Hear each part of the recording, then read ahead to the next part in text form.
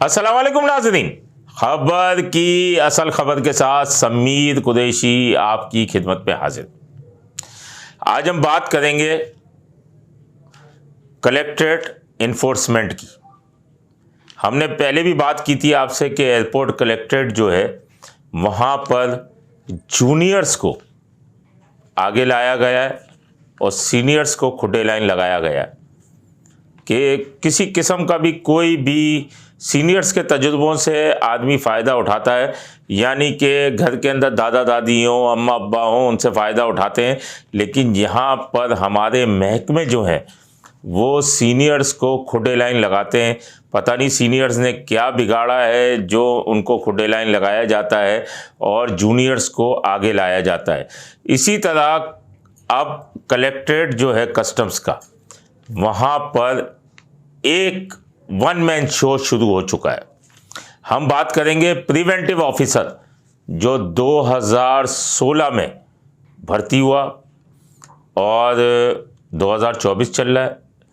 हमारे ख्याल में बहुत ही जूनियर है वो, और आसिम उर्फ पप्पी, उसकी हम बात करेंगे प्रिवेंटिव ऑफिसर की, जिसने पहले माजी के अंदर अगर देखा जाए, अगर माजी की बात की जाए, कलेक्टर थे फरीद कुरैशी, वो उनका चहीता था।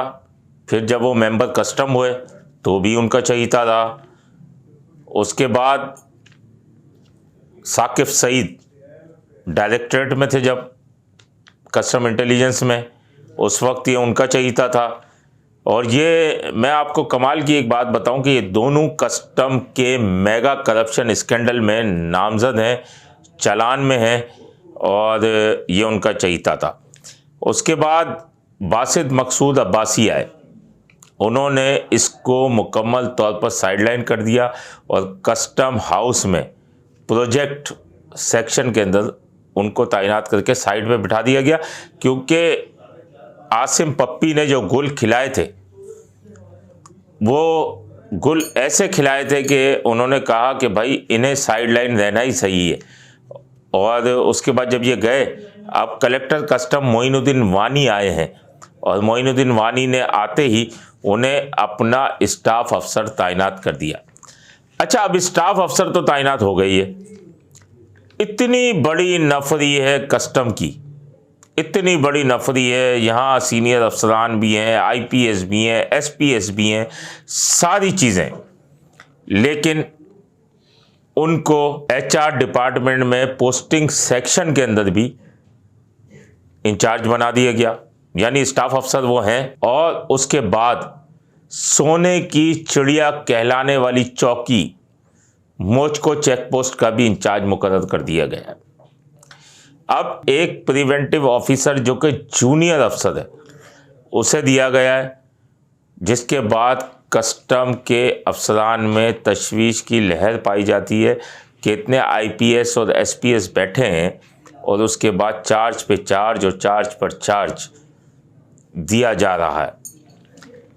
अब मैं आपको इनका रवैया बताऊं। ये पीएसओ तो हैं मोइनुद्दीन वानी साहब के, कई चीज़ें मोइनुद्दीन वानी साहब को पता भी नहीं होंगी कि उनकी आड़ में क्या हो रही है। हम आपको अगले प्रोग्राम में बताएंगे कि मोइनुद्दीन वानी साहब के नाम पर क्या क्या गुल खिलाए जा रहे हैं।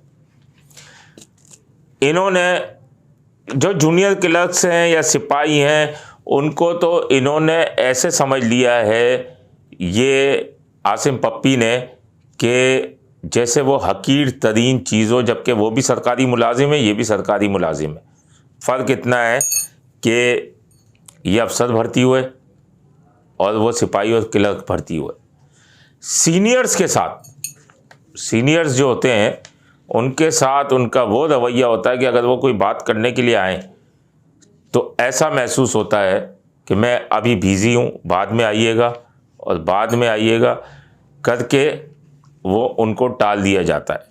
तो जिसकी वजह से सीनियर्स में और जूनियर्स में बड़ी तशवीश पाई जाती है, और एक इदारे में, एक महकमे में इस तरह से होता है तो कलेक्टर कस्टम की बदनामी होती है। कस्टम का मेगा करप्शन जब स्कैंडल हुआ तो यही हुआ था कि छोटे चला रहे थे और बड़े चल रहे थे। तो फिर FIA ने तहकीकात की और क्या हुआ वो हमने आपको लम्हा ब लम्हा अपने नाज़रीन को आगाह किया कि क्या हुआ। उसके बाद चालान हुए 52 से ज़ायद अफसरान और एहलकार। अब सिलसिला वहाँ ये भी चल गया है कि पोस्टिंग, अब ये इनके बैचमेट्स हैं या इनका एक ग्रुप कह लें आसिम पप्पी का, उस ग्रुप को पोस्टिंग्स भी मिल सकती हैं, तमाम चीज़ें भी हो रही हैं और दूसरे जो हैं वो दर बदर हैं। इन्होंने इतनी इजाज़तदारी कायम कर ली आसिम पप्पी ने कि अफसरान के अंदर तशवीश पाई जाती है, और जब ये तशवीश अफसरान में पाई जाती है तो आप ये समझें कि महकमा जो है उसकी तवज्जो अंदरूनी सियासत पे ही रहती है, कोई काम नहीं कर सकता। अब इन्फोर्समेंट के अंदर जब मनपसंद तैनातियों के लिए भी मुबैना तौर पर बड़ी बड़ी बोलियां लगना शुरू हो गई हैं, ये भी एक चलें, ये छोटे मोटे जगहों पे जो चीज़ें हैं मैं इनको अगले प्रोग्राम में आपको क्लियर करूंगा। मैं आपको ये भी बताऊं कि साकिब सईद जब डायरेक्टरेट में थे तो प्रिवेंटिव ऑफिसर आसिम उर्फ पप्पी ने, ये बेंगलोर जो हैं ये SPS को अलॉट किए जाते हैं, लेकिन जूनियर प्रिवेंटिव ऑफिसर होते हुए भी उनसे इसने केमाड़ी में बंगला भी अलॉट करा लिया, जबकि ये तमाम SPS के लिए बंगले हैं। अब बात यह है कि जो SPS के बंगले हैं वो ये अलॉट करा रहे हैं अपने नाम पे, और बकौल कस्टम के ज़राए के मुताबिक कि ये अपने इदारे में जहां उसको तैनात किया है वो फ़िरौन बना हुआ है। लेकिन बात यह है कि सीनियर्स, जूनियर्स और तमाम चीज़ों पर इजाज़तदारी कायम कर ली है। क्या अफसरान नहीं है जो इनको 3-3 चार्जेस दिए गए हैं? मोइनुद्दीन वानी साहब इतने कमज़ोर हो गए हैं कि एक ही आदमी पर चल रहे हैं, तो कस्टम के आला हुक्काम को ये सोचना पड़ेगा कि क्या और अफसरान को डिग्रेड करके और एक ही जूनियर अफसर के सर पे चलना है। ऐसा ना हो कि कस्टम के मेगा करप्शन स्कैंडल की तरह एक और बड़ा स्कैंडल सामने आ जाए और फिर उससे जान छुड़ानी मुश्किल पड़ जाए। हम अपने अगले प्रोग्राम के अंदर कुछ वीडियोस जो उनकी वायरल हुई हैं और सिपाहियों से किस तरीके से रवैये से बात करते हैं, कुछ इनकी ऑडियोज़ वायरल हुई है, वो भी हम आपको बताएंगे कि किस तरीके से इनका रवैया अपने जूनियर्स के साथ या सीनियर्स के साथ हैं। जो वीडियोस और जो वायरल हुई हैं वो अगले प्रोग्राम में हम अपने नाज़रीन को दिखाएंगे। अपने होस्ट समीर कुरैशी को इजाज़त दीजिए। अल्लाह निगहबान। Z110 न्यूज़, खबर की असल खबर।